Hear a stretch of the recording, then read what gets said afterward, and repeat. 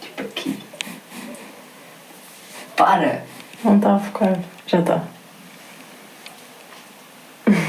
Ok. Ok. Can I? Sure. Wait, preciso de mais coisas.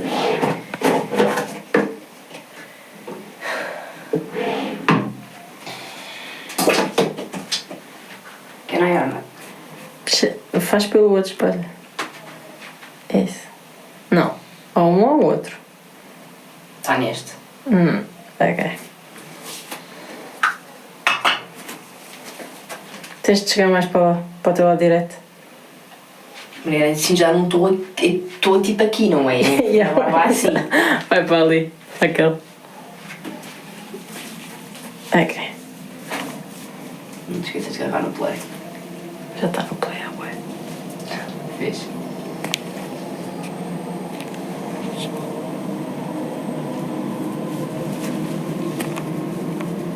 Eu estou a aparecer no reflexo. Não convém porque eu não sei tirar isso de Photoshop. Eu depois tirei em Premiere. Não foi algo que eu estava a tirar. Não te esqueças que é um espelho. I do. Tipo, este primeiro vai ser uma merda, mas... Meu pai queria ter um filho, minha mãe queria ter uma filha. Há sempre aquela associação de que é uma Maria Rapaz, não é? Mas depois começa a haver situações em que é mais do que isso. Tanto que eu fiquei com cara de parva quando me contou eu. Mas o quê? Mais nada. Sempre achei que ele estava a gozar comigo.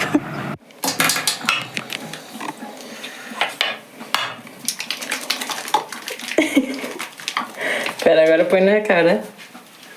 Como se estivesse a fazer do zero. Isso.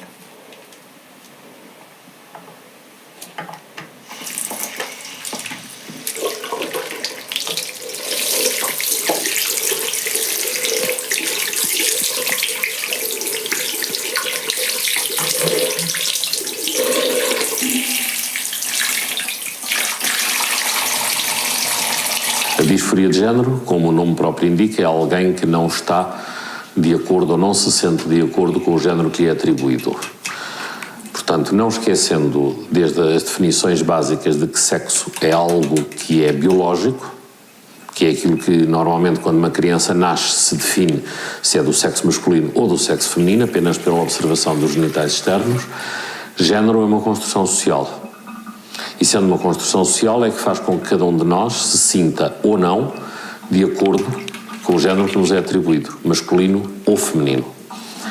Quando existe uma disparidade entre o género que nos é atribuído e aquilo que nós sentimos, fala-se em disforia de género ou transexualidade.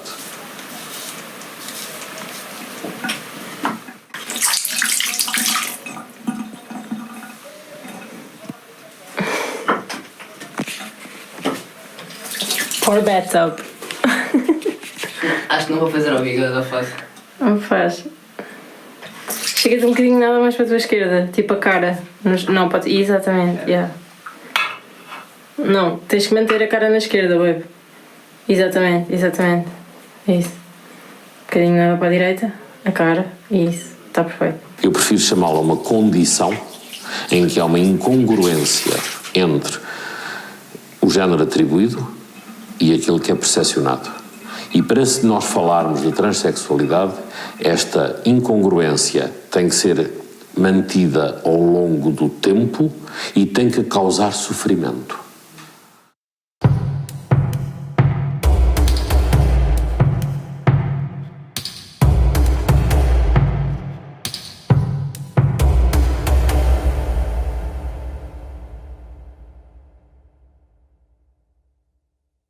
Eu acho que as minhas primeiras memórias de como pessoa são no jardim de infância e correspondem exatamente à mesma data de que as minhas memórias enquanto transexual. Eu lembro-me de estar no jardim de infância, pá, todos nós no jardim de infância achávamos piada a alguma miúda. Eu também. Mas achava bué de estranho, porque eu estava sempre a ser posto do lado das raparigas e não compreendia isso. E não compreendia porque ela não podia ter nada comigo. Os transexuais que nos chegam, a grande maioria tem uma história que remonta à infância. Dizem-nos desde os 4, 5 anos de idade que achavam que alguma coisa estava errada. Uma das perguntas que eu farei sempre, seja uma questão de transgénero ou outra, é desde quando é que a pessoa sente aquilo, a razão que a leva lá é porque sente um desconforto, isto, aquilo, deprimida. Eu pergunto sempre desde quando. Acho que tive essa noção, pá, aí, sei lá, a partir de quando ele entra na escola primária. Obviamente que na fase bebê não dava para perceber, não é? Mas daquela fase dos 5 anos em que eu acompanhei o Isaac bastante, percebia-me que havia ali qualquer coisa que uma coisa não encaixava na outra. Nunca tinha conhecido alguém que tão cedo tivesse começado a perceber o que era verdadeiramente. Depois, quando tivermos, já só vai dar quem está a filmar. Nós vamos deixar estas pessoas aqui. É que depois fica muita gente. Tudo bem, nós vamos. Dobra só um bocadinho. Lembro-me também de achar muito estranho porque é que a pilinha dos meus amigos crescia e a minha não. Estava variada, sendo este puto. Eu nunca fiz menção de lhe oferecer uma boneca. Não valia a pena. Nem a Barbie, portanto a Barbie era substituída pelo Ken. Este pormenor mais outro vão dar aqui uma consistência, não é? Eram automóveis, eram pistas, eram skates, eram cordas para escalar à parede. Quando começa a idade em que nós somos realmente separados por género, eu não tinha noção que o meu género não batia com o meu sexo. Eu não tinha essa noção.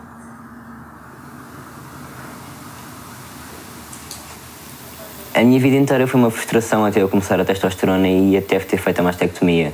Foi uma frustração, foi sentimento de vergonha de mim próprio. A vida inteira saber que ninguém me via da forma correta, o sentimento de saber que as pessoas não me conheciam, o medo de as pessoas realmente me conhecerem e a angústia de me olhar ao espelho, a angústia de ter que viver com aquele corpo, a angústia de ter medo de tirar a camisola, de não querer tirar a camisola, a angústia de ter de estar sempre a escolher roupa, não que eu achasse que me ficava bem, mas sim que ia esconder o meu corpo, as guerras que eu tinha com a minha mãe por causa disso. E depois chegava à parte em que ela queria ir às compras comigo e que estupidamente ou estranhamente a roupa que ela me comprava desaparecia. Eu nunca vi o meu neto de saias. Nunca. Também, e qualquer um de nós, é engraçado, era tão notório, qualquer um de nós também não forçávamos que o Isaac vestisse uma saia. Depois a minha avó comprava uma roupa e que eu realmente gostava e que eu me sentia bem, de acordo com o meu género e não com o meu sexo. E eu chegava todo contente ao pé da minha mãe, então mãe, gostas? E a minha mãe, gosto, e ia fazer sinal à minha avó por trás e ia dizer à minha avó porque é que passa a vida a comprar-me coisas de rapaz. Podes falar, não podes? Posso? E o documentário vai ser tipo. baseado em. É o quê? Na minha vida, vida de um rapaz trans, já. No processo? Uhum. Não és rapaz, és um homem trans. Calma, ui. Pá, já fiz os 20. Já fizeste os 20, não? Já fizeste os 18. Mas oficialmente fora da idade do armário. Quer dizer, também não tive lá... Já tinha saído do armário há muito tempo. Não, nem estou a falar desse armário. Esse armário já tinha sido há muitos anos. Acho que nunca lá entraste, não é? Já.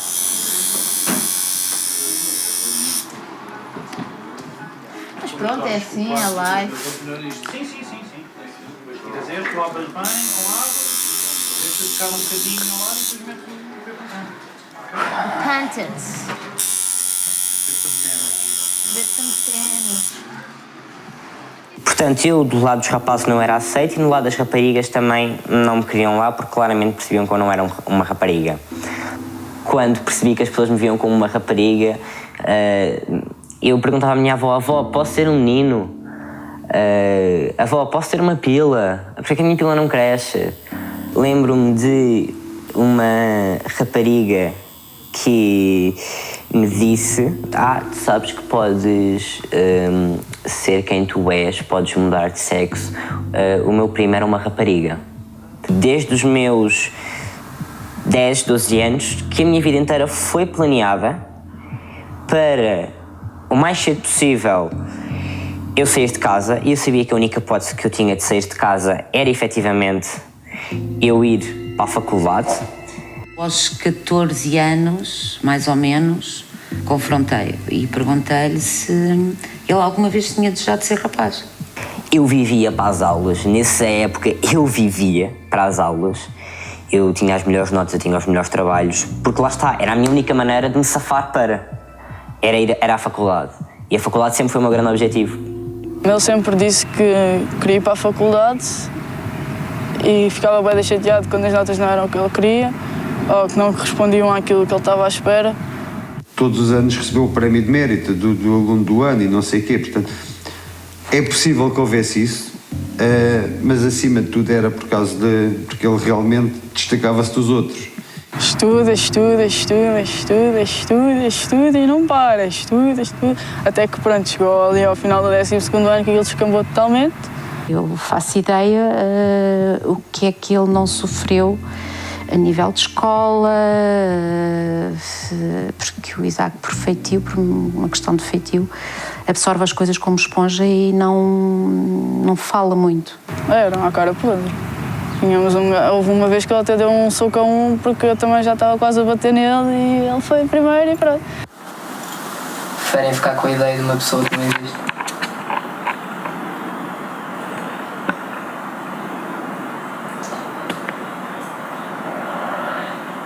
Sinto-me frustrado.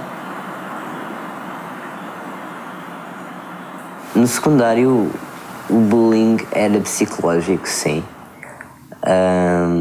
Mas era só por causa das minhas notas. Era a inveja de que eles tinham das minhas notas. Era simplesmente isso.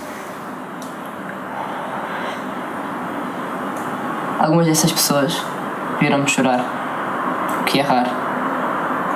Chorar em frente a alguém, nos viram? Viram-me chorar por não conseguir olharem para mim em frente ao espelho sem uma camisola, sem um binder. O Isaac nunca foi chegado a ninguém da nossa turma. Isso também porque gozavam com ele por causa das notas. Nós estávamos no ensino profissional e a cabeça dele às vezes era mais do que aquilo. E achei bem ser, só que havia muita inveja ali à mistura. A Bia era a minha companhia no secundário, ou seja, os piores anos da minha vida. Foram os anos mais deprimentes, foi os anos em que eu tive as tentativas de suicídio. Há uma taxa de tentativas de suicídio e de suicídio maior na população transgénero. A falta de amor próprio que ele tinha era uma coisa chocante. Agarrava-se a mim e chorava. Sem dizer porquê. Eu às vezes dizia e eu aí, pronto, ok. Vamos falar sobre isso, não fiques assim. Vamos tentar, vou-te ajudar, vamos tentar resolver. Achar que a culpa é minha por ser trans. Achar que a pessoa perde interesse sexual em ti porque és trans. Qualquer coisa, só porque és trans.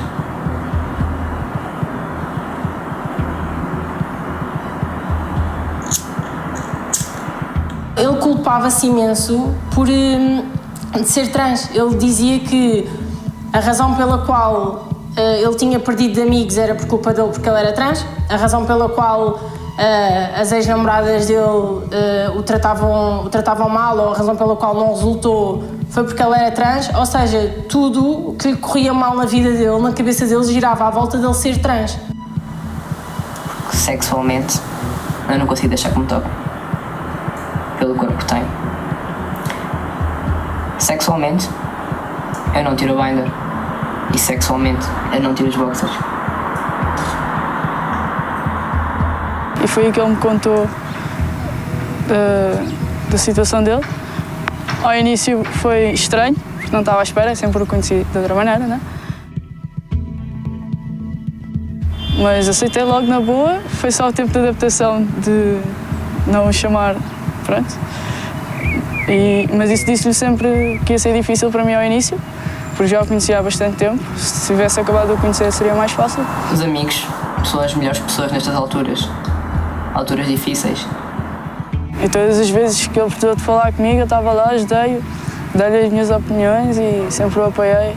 Bora, vamos nessa, não desistas agora. E pronto.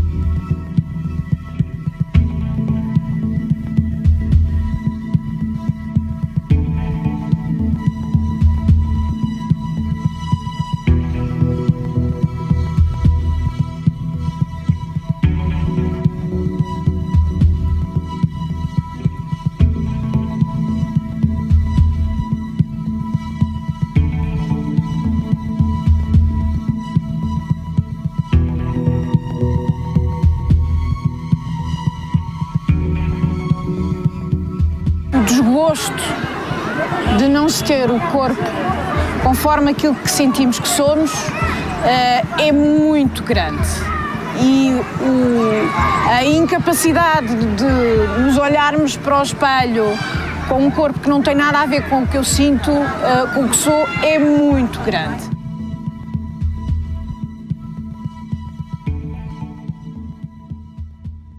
Tens as pessoas mesquinhas, homofóbicas, transfóbicas, xenófobas.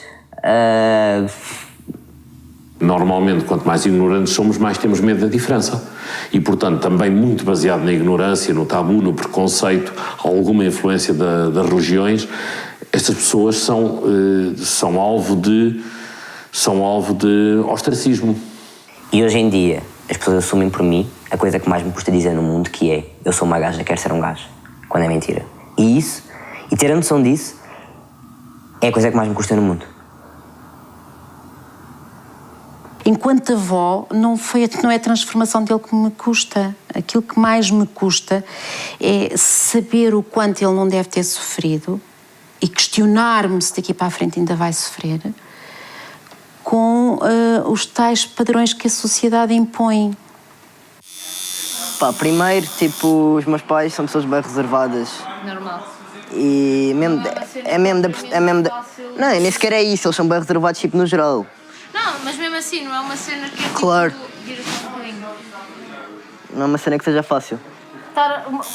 Lidaram à maneira deles e aceitam à maneira deles. Agora o resto... Eles aceitam bem, tipo, as cenas já passaram e etc. Mas estar a falar sobre isso não... Pôr uma câmara então onde não sei quantas pessoas vão ver e... Epá, népia. Eu percebo a cena deles. Não estou mesmo a ver isso a acontecer. O meu maior receio dele, e como mãe, não é? É que ele sofra pela incompreensão da sociedade.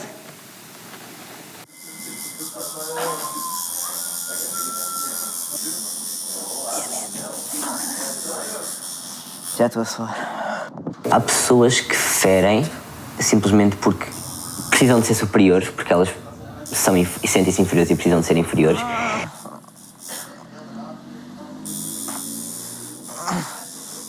Depois tens as pessoas que têm preconceitos e que sabem dizer-te: ok, eu sou ignorante, explica-me. Essas pessoas sim vale a pena perder tempo. Costumo dizer que quando és trans é muito fácil saber quem é que são os teus amigos, são aquelas pessoas que te fazem muitas perguntas, mas a maior parte delas só te faz uma pergunta, que é: que tamanho é que a tua pila vai ter? Como é que vai ser a pila? Não é? Toda a gente questiona-se sobre isso. Porque o peito é fácil. Tu chegas lá, tiras e já está, como se pode ver agora. Agora lá em baixo é estranho. Mano, explica-me como é que vai ser a tua pila. Porque eu não estou a perceber nada disso. Está a ser muito confuso. Ele perdia tempo a explicar-me e dizia como é que era e não sei o quê. Eu ficava naquela. Carrega num botão, sobe. Carrega no outro, desce. Pronto, vai ser mais ou menos assim, estão a ver?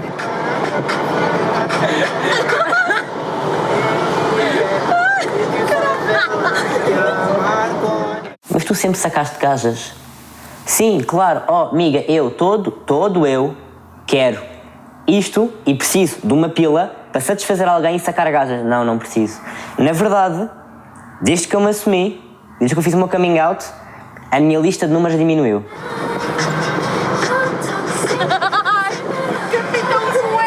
Acho que é preciso muita coragem para fazer o que ele está a fazer. E ele muitas vezes vai-se abaixo. E foi-se uma vez abaixo ao pé de mim. Porque ele é um pouco como eu, vai guardando, apesar das coisas estarem a magoá-lo e cenas de género, e ele faz-te forte. E se calhar ele precisava um pouco mais de apoio.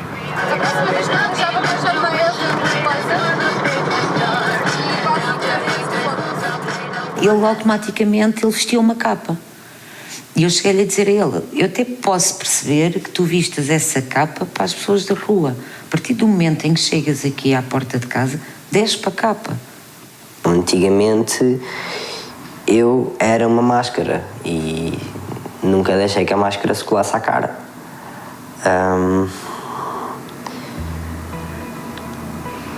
Eu sinto que os meus pais sempre perceberam que eu era trans.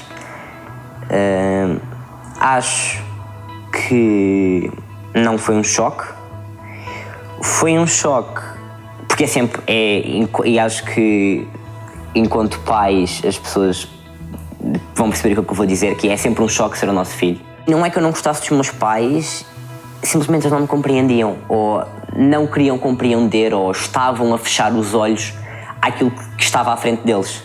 Ele sempre se assumiu assim. É por isso que é tão autêntico e tão verdadeiro que eu não tive dúvida nenhuma. Eu tive amigos que souberam antes de mim, não é? Todos os nossos amigos aceitaram. Posso-vos dizer que nenhum deles nunca me apercebi sequer de se ter enganado. E no fundo acho que todos eles compreenderam porque o conheciam. Não nos custou a transformação. Não nos custou. A minha mãe sempre foi uma pessoa muito rígida. Eu sempre tive medo da reação dela. A reação dela nunca me iria impedir de nada, mas eu sempre tive medo. Eu entro num estado de colapso mental em que eu sei que tenho que contar à minha mãe. Não tens noção de qual é que vai ser a reação. Podes ter uma ideia aproximada, mas não vais ter, nunca tens a certeza de qual é que será essa reação. Até que chegou o dia em que sentou a família e comunicou. Liguei à minha mãe, disse, preciso que subas. E ela, estou no café, agora não me dá jeito. E eu, não, preciso que subas agora, tenho que falar contigo. Tirei as ligaduras à frente dela e disse-lhe, eu não aguento mais. E disse-lhe, eu vou fazer isto. Vamos fazer as coisas por fases, não é? Portanto, isto não vai passar do 8 para o 80 de um dia para o outro. E foi aquilo que eu sempre lhe disse a ele. Portanto, é assim, tu tens que respeitar que eu vou fazer as coisas por fases. Porque só assim é que eu vou conseguir gerir o problema. Porque se eu neste momento no 8 começo a pensar no 80, a minha cabeça dá um nó. Era dono, senhor e autor da sua própria vida. Ele encarou e falou. Com 18 anos ele disse, eu não sou isto, não é? E eu quero ser aquilo que realmente sou. De mãe para filho, isso aceita-se logo, é nosso. Se nós não defendermos, se nós não aceitarmos, quem é que vai aceitar e quem é que vai defender? São os outros? Não. Sou mãe, defendo aonde tiver que o defender, mas cara a cara, se ele fez mal, eu digo-lhe que ele fez mal. Por mais que a minha mãe me diga, desce lá à terra, tenho um lema de vida que é todos os conselhos ouvirás, só o teu não deixarás. Minha mãe pode dizer o que eu quiser, se eu meter na cabeça eu vou fazer. Por mais que ela seja a minha mãe.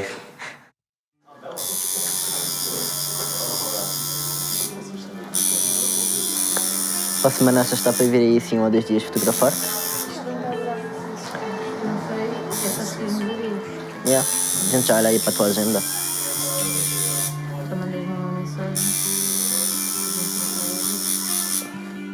Quando se tem uma filha, depois de repente há esta questão, portanto, é natural que haja ali um momento, afinal... Não lido bem a 100%, nem pouco mais ou menos. Mas mesmo assim, conhecendo-me como eu me conheço, acho que mesmo assim consegui lidar melhor do que aquilo que eu poderia estar à espera. No pensar dele, ele teria que perder uma filha e toda a história que tinha para trás, não é? E começar agora do zero. E esse foi o grande nó na cabeça dele. Perder não perdi, mas que me lembro que tinha uma filha e que agora tenho um filho, isso lembro-me. E o meu pai gostava da ideia de eu ser uma menina Maria Rapaz. Pá, só que não aconteceu.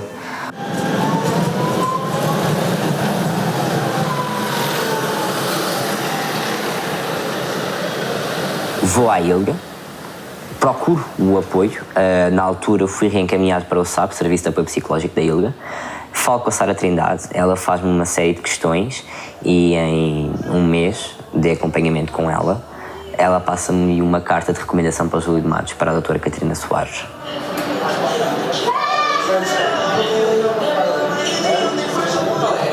Como não sabes qual é esta? Não ouças ainda.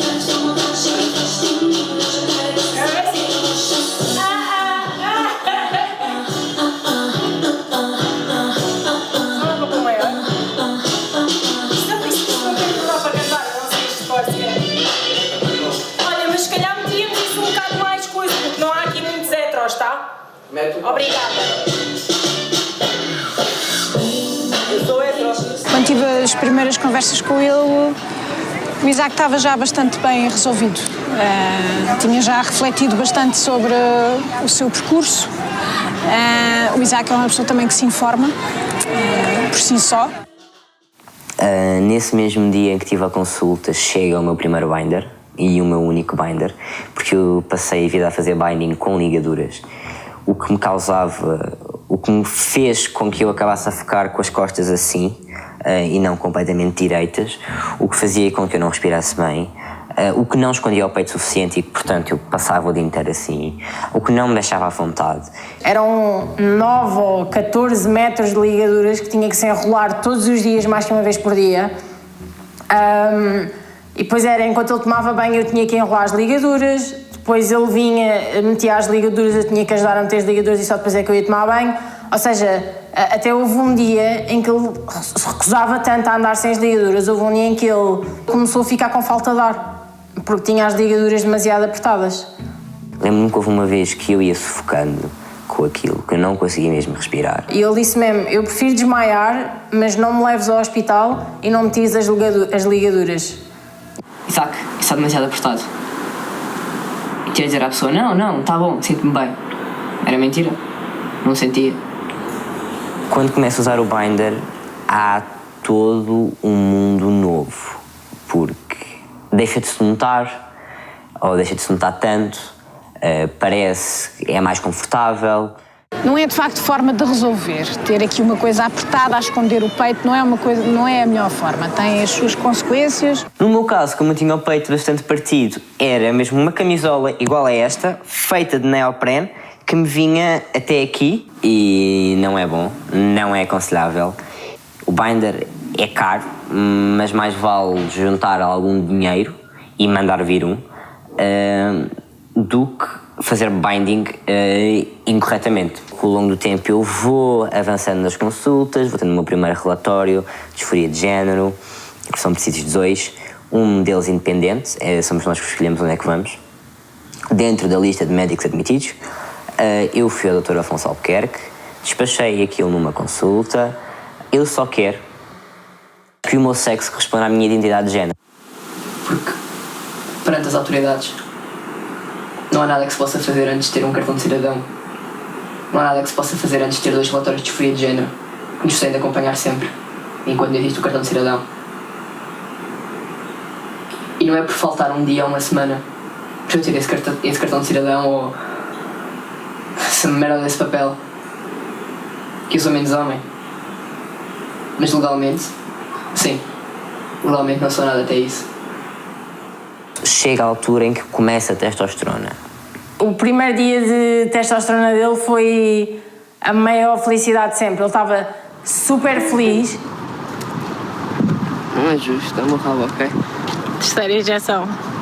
Então, Como te sentes? vou andar novo, outra vez. Não sei. Houve mudanças, houve alterações que foram quase de um dia para o outro. E depois... Quando ele começou a tomar testosterona e a voz dele engrossou, eu parecia que estava com o período todos os dias do mês, porque a maneira como ele falava, tipo, a voz dele ficou tão grossa que ele, em vez de falar, parecia que estava sempre chateado comigo. Eu não percebia, tipo, eu começava a chorar, a dizer, mas o que é que eu fiz? Porquê é que me estás a falar mal? O que é que eu te fiz? Tornou-se muito mais grave e eu acho que foi aquele momento, aquele baque que me disse, ok, o Isaac neste momento está uma pessoa diferente. Notámos muito no crescimento da barba, que ele agora está já com algo mais consistente, já não tem só o bigodinho. Em termos de fisionomia, o Isaac está diferente do que estava há 2 anos atrás. Mas aquele momento chave, digamos assim, em que eu notei que havia ali uma diferença foi quando eu ouvi a voz dele, naquele momento, e de repente senti: esta pessoa tem uma voz diferente, uma voz muito mais grave, uma voz de homem, que era um bocado aquilo que ele queria também, não é? Posso? Pronto. Isto é para espalhar um bocadito que ela é oleosa. Pronto, agora vou pôr um bocadinho. Primeiro mês, 2 meses, foi placebo effect.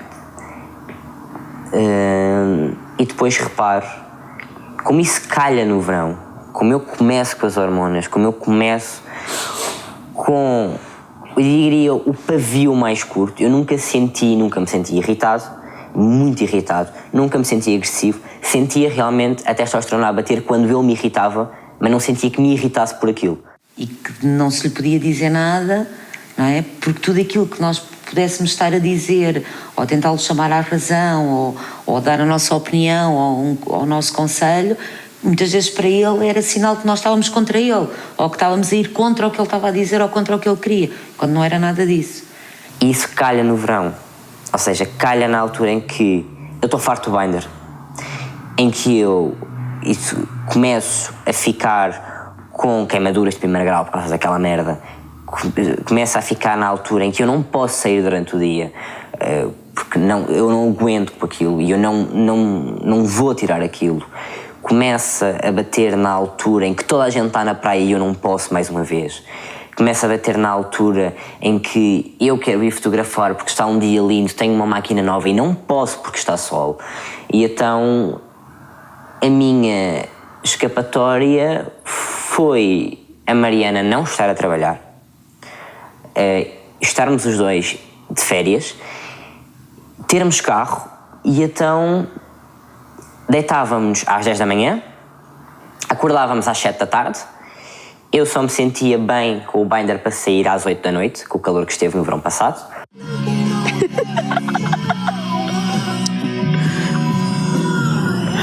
Estás tipo que acabaste de acordar. A minha vida, não se pode vestir. Passávamos as noites num bar, a seguir íamos tirar fotos durante a noite, víamos o nascer do sol. Eu acho que vi o nascer do sol em todos os sítios possíveis e imaginários em Lisboa. Depois o pesadelo volta, que é, eu tenho de voltar às aulas. Volto às aulas e por causa de ter passado o verão inteiro com o binder, os 40 graus, com o binder na semana de prazos, por causa de eu só ter um binder por ser extremamente caro e eu não o poder lavar todos os dias, eu fico com uma dermatite. Era como se a carne daquilo que era suposto ser uma mama começasse a apodrecer. Acho que ele foi parvo. Não por usar, né? Mas havia alturas em que ele podia não andar com aquilo e andava na mesma, e acho que às vezes aquilo estava demasiado apertado para o que devia. E eu cheguei-lhe a dizer que para alargar um bocado, e aquilo também estava a ficar com um resultado assim um bocado estranho. Estava a ficar com o peito estragado, literalmente, tipo, a zona do mamilo estava a entrar em feridas e cenas. E eu disse-lhe para ele ver disso mesmo, e dei-lhe bem vezes na cabeça por causa disso. Mas infelizmente ainda não tenho uma mastectomia feita. E infelizmente ainda tenho mamas. Por isso tirar a camisola por baixo das máscaras que uso, do binder, para elas não conta nada. Eu marco a operação para o Décio. Quando eu marco a operação, começo por marcá-la para 27 de janeiro. A primeira cirurgia, normalmente a mais desejada, é mastectomia bilateral, portanto é a retirada das mamas. Como sabem, mamas é um termo correto, é o termo médico que se usa, não é um termo pejorativo. E, portanto, ficar com um tórax masculino. Deixo a dermatite ocorrer ao longo de todo o mês de novembro e no final do mês de novembro não aguento mais. A pele estava a assar completamente. E ele começou a ficar com o peito em ferida. Porque eu tinha o peito de maneira tal, infectado, cheio de uma dermatite, que não é possível operar. Houve um dos médicos que pediu-nos autorização para lhe tirar fotos ao peito, porque ele disse que nunca tinha visto um caso daqueles. E eu tenho de ficar uma semana inteira em casa, fechado, sem camisola, só a pôr um creme. Fuck.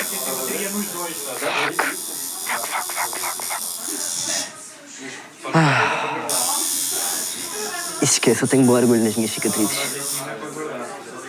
Na preparação para a operação, a namorada dele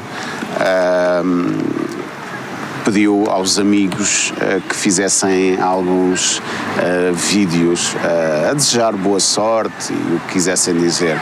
Surprise! É Isaac. Boa sorte com a operação. Vai ser bué fixe. E era só para desejar boa sorte para a cirurgia, mas acho que não vai ser precisa. É só para desejar boa sorte, vai tudo correr mesmo bem, tenho a certeza. Eu sei que vai correr tudo bem, eu estou contigo nessa parada, boy. Tu és uma pessoa excelente, só te desejo muita sorte. Despacha-te, ser rápido, que eu quero dar um grande abraço. E vais começar a fazer realmente coisas que não podias fazer antes e é fantástico. Grande abraço e tudo a correr bem. Fico feliz, estou feliz e espero que corra tudo bem. E quando eu te vir em janeiro já vai estar bubiless. Boa sorte com as mamas. E depois sou finalmente operado. Sou operado e quando acordo da operação, acordo em choque, porque olho para baixo e vi um alto. Mas não está, eles tiraram-te o peito, isto são ligaduras. E ele tentava abrir e descolar as ligaduras. Aqui o seu Isaac nunca soube que tinha peitorais. E quando viu os peitorais, sabia que tinha dermatite. O que é que eu achei? Ok, não me tiraram nada, comprimiram-me. Porque eu acordei em choque e adormeci outra vez. E depois a seguir acordo e está a Mariana no recobro. Diz-me que correu tudo bem e eu só digo tipo, já não tenho mamas. Já não tenho mamas. Eu já não tenho mamas, eu já não tenho mamas. E nós achávamos que ele ia estar a dormir na cama, super quietinho, super cansado, e cruzamos com ele de boxers, all-stars e uma camisa aberta e com as ligaduras e com os drenos a passear pelo hospital. E depois foi todo o processo, desde estar num hospital com os drenos, deixa espreitar, deixa ver o que é que consigo ver, não consigo ver nada, sair do hospital, ver-me a vestir uma camisola e a ficar liso, ou seja, foi passo a passo. Até chegar ao momento em que eu tiro o grande penso, vejo os meus peitorais, mas não vejo os meus mamilos, porque ainda tinha um penso pequeno. Depois vou lá outra vez e aí sim tiro esses pequenos pensos, quando tiro os pontos. O médico andava atrás dele com a tesoura para lhe tirar o resto dos pontos e ele, ei, doutor, deixe-me só ir tirar uma selfie, eu preciso ir ao espelho, Depois encontrou um espelho, tipo numa mini casa de banho dentro do consultório do médico, e só olhava ao espelho a dizer assim, isto sou mesmo eu. E depois começava a fazer poses assim, a pôr-se de lado, tipo para ter a certeza que não tinha mesmo nada. E eu não consigo descrever a sensação, o que é que eu senti, mas eu sei que se eu não tivesse uma dose tão grande de testosterona em cima e que se a minha sensibilidade ainda fosse aquilo que era, eu tinha chorado, Babi Rainho. E depois sim começa a minha vida de liberdade. Começa a vida em que eu posso fazer o que eu quero, em que legalmente posso tirar a camisola, em que mentalmente posso tirar a camisola, em que me sinto bem em tirar a camisola, em que me estou completamente a cagar para as minhas cicatrizes porque elas fazem parte de mim, eu tenho bastante orgulho nelas. Não tem que esconder. Pode usar uma t-shirt justa, pode ir para o ginásio, pode ir para a praia, pode fazer o que quiser. Agora andei um puto maluco em tronco nu, em todo o lado, olhem para mim que eu sou a Lilith. Agora está como ele quer. Desde que eu fiz a mastectomia, que eu não é ser uma pessoa diferente, mas sou mais eu. Sou mais fiel a mim próprio, sou uma pessoa muito mais feliz, uma pessoa com muito menos problemas consigo próprio. E lá está, acho que está mais confiante dele e é mais ele. Mas de resto acho que está igual ao quando era comigo na secundária. Ainda hoje é uma sensação excelente estar no banho, sentir a água a passar. Ontem foi uma das primeiras vezes que tirei na camisola, estava no calor do caraças, tínhamos ido para um descampado para ver o cão de um amigo. Epá, estava um grande calor e eu, ok, tirar a camisola. E eu posso tirar a camisola. Eu posso sentir o calor, eu posso sentir o vento, eu posso sentir tudo. Que era algo que eu não me lembrava, eu nunca tinha sentido. As contrapartidas são tantas e tão boas que se calhar ele não hesitaria em passar por todas elas outra vez. No meio de tanta coisa má de ser trans, há coisas boas, como dar importância a pequenos pormenores. E agora sim vejo como um Isaac, um grande gajo.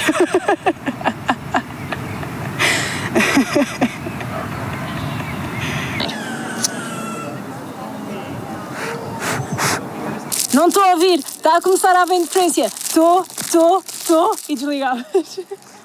Hã? Eu gosto de mamas. Se tivesses ficado com as tuas. Ok.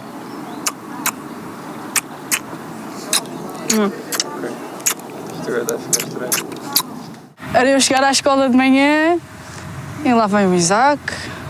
Mano, este fim de semana foi muito bom. Eu então, olha, tive com esta, com aquela. Ele vai me matar, mas é verdade.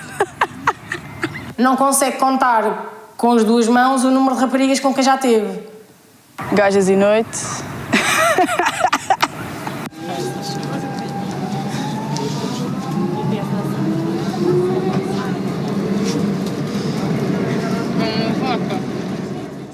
Finalmente atinou.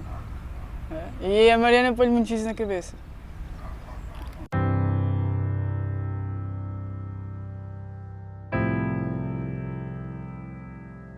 A Mariana é sem dúvida a melhor pessoa da minha vida e é a pessoa que só de falar nela me põe a sorrir. É aquela pessoa que eu não quero de todo que algum dia se vá embora. Tipo, ao início foi fiquei um bocado desconfortável porque tipo, ele era estupidamente atraente, ainda é, atenção. Sem ela, sem dúvida que eu não seria a pessoa que sou hoje. Não seria tão boa pessoa, nem tinha tanto amor próprio, não tinha tido tanto sangue frio em algumas situações. Ei.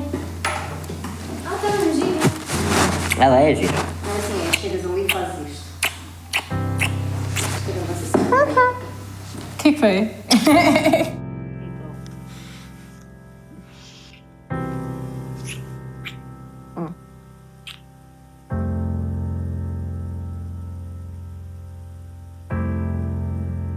Pronto, e depois tivemos uma conversa, a coisa desenvolveu-se e começámos a namorar.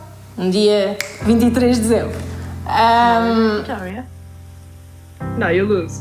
No, you got Victoria. No, you lose. What the fuck? Diz alguma cena. Alguma cena. Ok. Ok. Alguma cena. E é a única pessoa que eu algum dia tive medo que, por que razão fosse, me deixasse para eu ser trans. Amanhã é dia dos namorados. Fodeu. Então, explica-me o que é que me vais dar no dia dos namorados. Nada, cause I'm broke. E tu? Nada, cause I'm broke.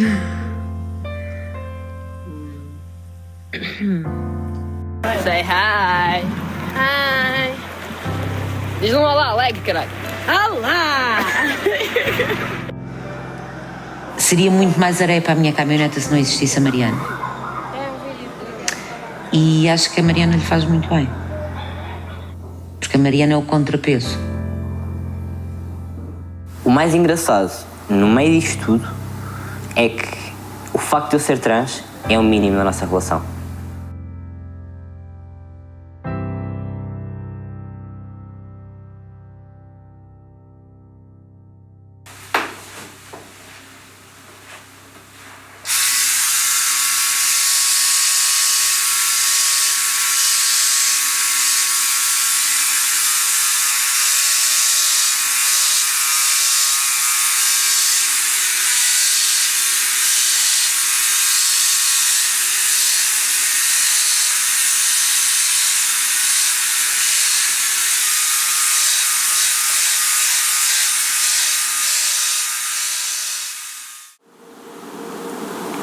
pessoas acham que eu só serei um homem no dia em que tiver uma pílula, em que tiver um peitoral de homem e abdominal de homem. As pessoas acham que ser homem está no corpo e não na mente, não na personalidade e na pessoa. Porque se uma gaja nasce com conimamas, não tem de mudar. Agora, se um gajo nasce com conimamas, convém. Nós temos é que nos aceitar a nós próprios. E quando nós nos aceitamos a nós próprios, que foi aquilo que ele fez, ele aceitou-se. Nunca esquecer que este processo acarreta um enorme sofrimento até chegar à fase de mudança. E todo este sofrimento não passa ao lado das pessoas. A natureza, podemos chamar isto, que há aqui uma diferença que tem que ser corrigida. Como dizia o médico para mim há uns tempos, dizia-me, não há nada que a medicina não possa corrigir. O que é importante é aquilo que está aqui dentro. E o que está aqui dentro não condiz com aquilo que está fora. Quando conhecem pessoas como o Isaac, ele é um miúdo tão normal, ele é um rapaz tão normal. Ele só precisa de um skate e de uma estrada à frente. Ele só precisa de uma máquina e de alguma coisa para fotografar. Ele é um miúdo completamente normal. Tipo, ele apresentou-me a mim própria. É basicamente isso. É só.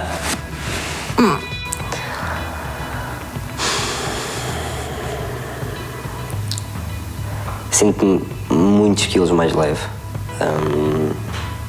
Pelo menos 2 caras das mamas. Psicologicamente sinto-me muito mais leve, sinto-me uma pessoa muito mais saudável. Que não são pessoas bizarras, não são pessoas diferentes, não têm um olho na testa nem a pele verde. São pessoas exatamente como qualquer um de nós, da nossa família ou nós próprios, e que não há lugar, por razão nenhuma, a preconceito, não há lugar a ostracismo e não há lugar a que estas pessoas sejam maltratadas, porque elas são exatamente iguais a nós. É respeitar a pessoa enquanto ser humano. É a mensagem que eu quero deixar. Agora sinto que ele está bem. E que diverte e tens amigos dele e que se calhar são pessoas que agora sim realmente têm amigos. Isto foi profundo.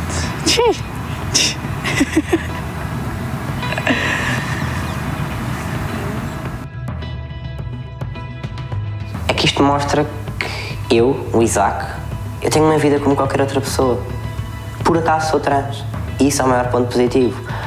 Agora, se as pessoas vão mudar a sua mentalidade com este comentário ou não, isso é com elas.